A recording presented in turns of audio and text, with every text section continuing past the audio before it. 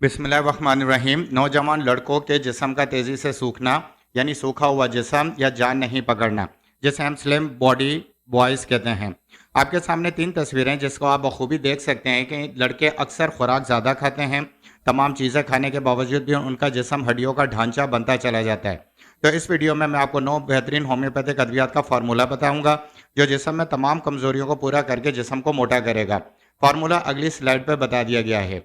ये वो 9 बेहतरीन होम्योपैथिक मेडिसिन है जिनके इस्तेमाल से आपका जिस्म मोटा होना शुरू हो जाएगा, हड्डियों का ढांचा तरोताज़ा हो जाएगा और आपके जिस्म पे गोश्त आ जाएगा और सूखापन ख़त्म हो जाएगा। इन तमाम तर दवाइयों को 200 पावर पोटेंसी में लेना है और इसको किस तरह फार्मूला बनाना है वो वीडियो के आखिर में आपको बताऊंगा। कुछ वजूहात बता रहा हूँ जिससे आपको पता लग जाएगा कि कमज़ोर जिस्म की वजूहात क्या हैं। नंबर 1, जब आपके खाने के अंदर कैलोरीज बहुत कम होती हैं और आप ऐसा खाना खा रहे होते हैं कि आपके जिस्म में कैलोरीज पूरी नहीं जाती।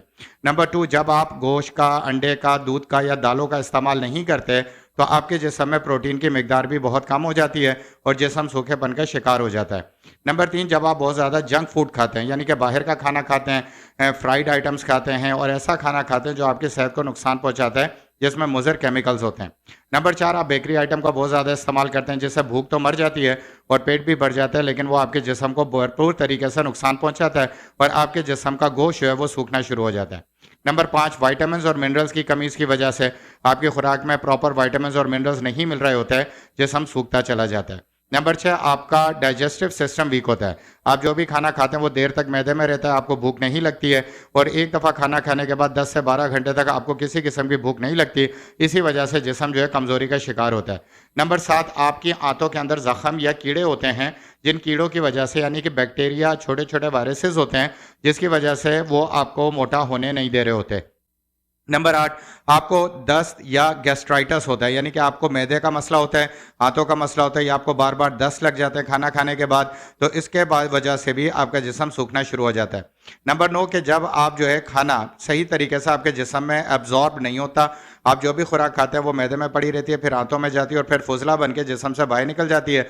इस वजह से भी आपका जिस्म जो उस खुराक से फ़ायदा नहीं उठा सकता। नंबर 10, हाई मेटाबॉलिज्म यानी कि जब आप खाना खाते हैं तो तेज़ी से आपका खाना जो है हज़म होना शुरू हो जाता है और जिस्म में लगने के बजाय वो तेज़ी से हज़म होकर जो है आपकी आंतों में जाता है और फिर जिस्म से बाहर आ जाता है। नंबर 7, ये कि जेनेटिक बॉडी टाइप, कुछ ऐसा होता है कि ख़ानदानी तौर पे भी कमज़ोर जिस्म आपको मिलता है। तो ये जो मैंने आपको होम्योपैथिक मेडिसिन का फार्मूला बताया है, ये इस तरह पुराने ख़ानदानी तौर पे भी अगर आपका पतला जिस्म है तो उसको भी सही करेगा।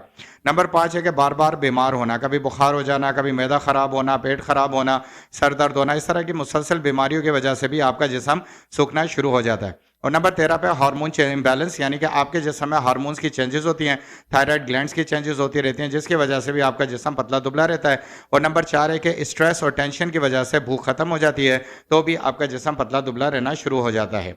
अब मैं आपको कुछ सिम्टम्स बता देता हूँ कि जिससे आपको ये पता लग जाएगा ये बीमारी आपके अंदर आ चुकी है।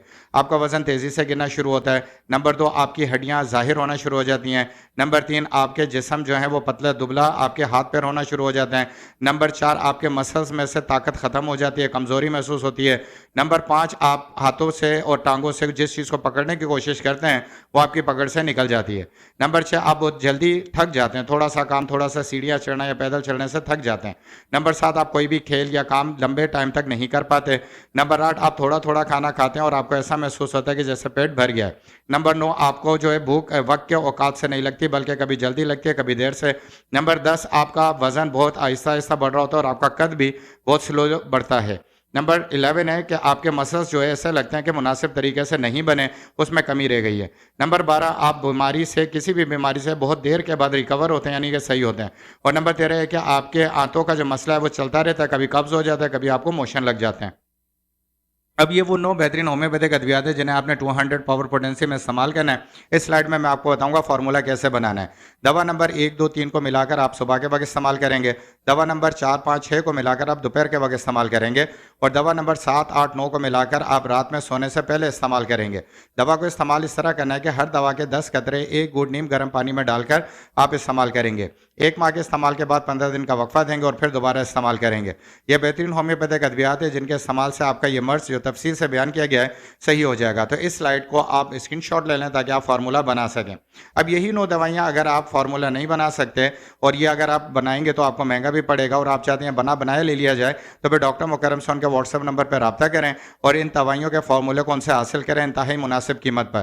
तो ये मुकम्मल 9 दवाइयों का फार्मूला आप डॉक्टर मुकर्रम सोन के व्हाट्सएप नंबर पर रब्ता करके हासिल कर सकते हैं ताकि आपका ये मसला हल हो सके। वीडियो देखने का बहुत बहुत शुक्रिया।